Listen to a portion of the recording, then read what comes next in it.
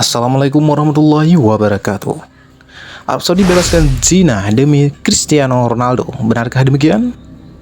Sahabat beriman, Piala Dunia sudah berlalu, tapi suka dukanya masih terus terasa sampai sekarang ini. Salah satunya yang paling terngiang adalah kesedihan Ronaldo setelah timnasnya ditumbangkan oleh kesebelasan Maroko di babak perempat final. Namun bukan CR7 namanya jika permintaan tentangnya tak menggemparkan dunia. Pasalnya, setelah didepak dari MU, dirinya memutuskan bergabung dengan salah satu grup Liga Arab Saudi, yaitu Al-Nassr, yang ternyata membuat Arab Saudi kembali disorot di berbagai media. Lantas tahukah kalian mengapa Cristiano Ronaldo menjadi penyebab Arab Saudi dipandang sinis sebagian umat muslim di dunia? Tetap tonton video ini hingga akhir hanya di channel Islam Story. Sudah tak bisa terbantahkan lagi jika modernisasi begitu cepat berkembang dari zaman ke zaman. Sayangnya, perkembangan tersebut tak hanya berpengaruh positif pada kehidupan manusia, melainkan membawa dampak negatif pada sebuah kepercayaan atau keyakinan umat beragama. Bisa kalian nilai sendiri, Arab Saudi yang dulunya terkenal dengan sebagai tolak ukur umat Islam seluruh dunia, sedikit demi sedikit berevolusi menjadi sebuah negara yang kebarat-baratan. Rasulullah SAW tidak pernah mengajarkan umatnya untuk menutup diri akan hal-hal yang berkaitan dengan perkara dunia.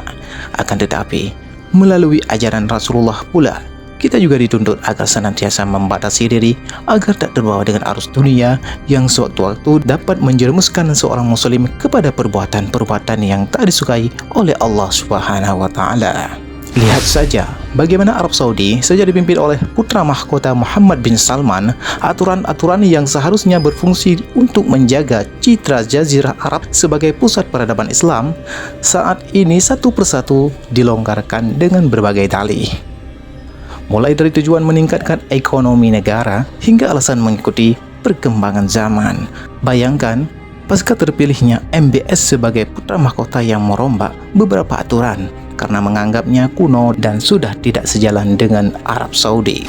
Pada tahun 2018 misalnya, di bawah kepemimpinan sang putra mahkota, pemerintah Arab Saudi mencabut aturan yang melarang laki-laki dan perempuan untuk menonton bioskop dalam satu studio. Menurut MBS, hal tersebut dilakukan agar Arab Saudi dapat memperoleh keuntungan melalui industri dunia perfilman. Dilansir dari laman iran.co.id, pada tahun 2020, ratusan perempuan Saudi beramai-ramai membagikan kisahnya di media sosial lantaran mendapat perlakuan tak wajar, yaitu dilecehkan di negara bermayoritas umat muslim. Mengejutkannya, ketika seorang perempuan berani melaporkan pelakunya kepada pihak berwajib, dia diminta agar membatalkan laporan tersebut untuk menjaga nama baik Arab Saudi. Tak berhenti sampai di situ, pasti kalian juga pernah mendengar salah satu aturan fenomenal pemerintah Arab Saudi yang melegalkan berpakaian bikini agar turis-turis asing tertarik berkunjung ke tempat-tempat wisata yang ada di negara tersebut. Memang, daerah yang dilegalkan pakaian bikininya hanya dikhususkan di pantai Pirbis yang bertempat di kawasan King Abdullah Economic City. Akan tetapi, mengingat adanya Masjidil Haram serta Ka'bah sebagai kiblat umat muslim, tentu sangat tak wajar jika di atas dataran bangunan suci agama Islam itu berlangsung juga aktivitas yang sangat bertentangan dengan ajaran Islam.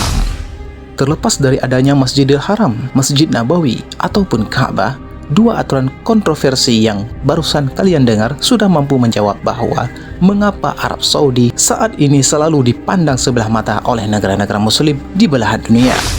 Sayangnya, di bawah kendali MBS, pemerintah Arab Saudi akan menutup mata serta telinga dengan kritikan atau nasihat para ulama akan aturan yang ia keluarkan.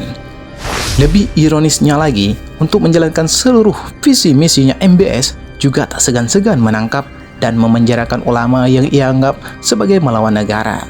Seperti yang terjadi setahun setelah MBS memegang nahkoda dalam pemerintahan Arab Saudi, tepatnya pada bulan Agustus 2018 silam, mantan imam Masjidil Haram yang bernama Sheikh Saleh Al-Tubi ditahan oleh otoritas Arab Saudi karena mengkritik kebijakan yang terbuka terhadap masuknya budaya asing. Dalam sebuah cerita Twitter, akun Questioner of Content diberitakan bahwa penangkapan itu terjadi saat sang imam memberikan ceramah yang menyebut Islam itu mesti melawan godaan-godaan setan dalam lingkup masyarakat. Salah satunya, beliau menyebut berkumpul antara kaum laki-laki dan perempuan di tempat publik. Selain itu juga disebutkan penangkapan Syekh Soleh disebabkan mengkritik aturan pemerintah Saudi yang mulai mengizinkan kaum perempuan berkumpul di acara-acara seperti festival musik hingga pertandingan olahraga.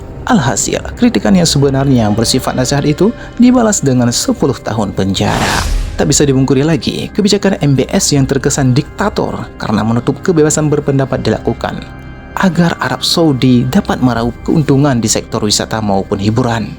Bagaimana tidak, di awal tahun 2023, negara Islam yang menganut sistem kerajaan itu kembali diperbincangkan umat muslim seluruh dunia lantaran salah satu klub Liga Arab mendatangkan bintang sepak bola Cristiano Ronaldo.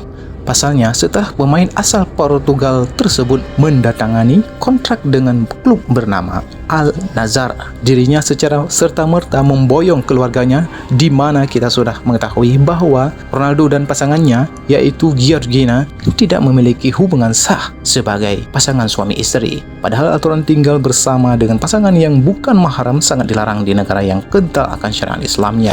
Parahnya lagi, dilansir dari laman sport dituliskan bahwa Arab Saudi tidak akan memberikan sanksi kepada warga negara asing dan memberi izin untuk tinggal bersama dalam satu atap. Memang kemampuan skill serta segudang prestasi Ronaldo memiliki daya tarik yang mampu meningkatkan pendapatan ekonomi klub maupun negara yang sanggup mendatangkan dirinya. Tak heran, melalui klub Al-Nassr, dari waktu ke waktu dipimpin oleh pangeran-pangeran Arab Saudi, rela mengelontorkan dana 3,3 triliun hanya untuk satu pemain berusia 37 tahun. Terbukti, atas pembelian fantastis itu, Al-Nassr serta negara Saudi beraup keuntungan berlipat ganda, mulai dari penjualan jersey CR7 yang terjual 2 juta lembar dalam waktu 48 jam, hingga mendapat hak penyiaran Liga Arab di industri TV internasional.